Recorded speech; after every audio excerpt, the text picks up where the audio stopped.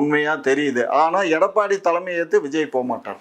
இல்லை, இப்போ ஸ்டாலின் அவர்கள் வந்து ஒரு ஃபேமஸான ஒரு வார்த்தை ஒன்று சொல்லியிருப்பாரு, மத்தளத்துக்கு ஒரு பக்கம் அடி, எனக்கு வந்து 2 பக்கம் அடிங்கிற மாதிரி.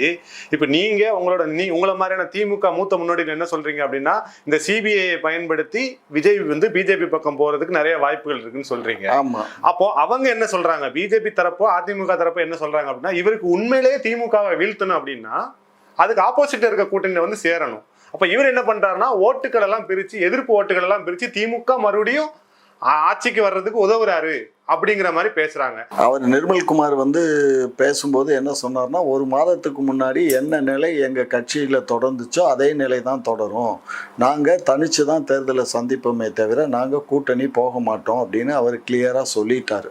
சரியா? இதுதான் அவங்க கட்சியினுடைய அதிகாரப்பூர்வமான செய்தி. இதுக்கிடையில வந்து ஆளாளுக்கு கண்ணு காது மூக்கு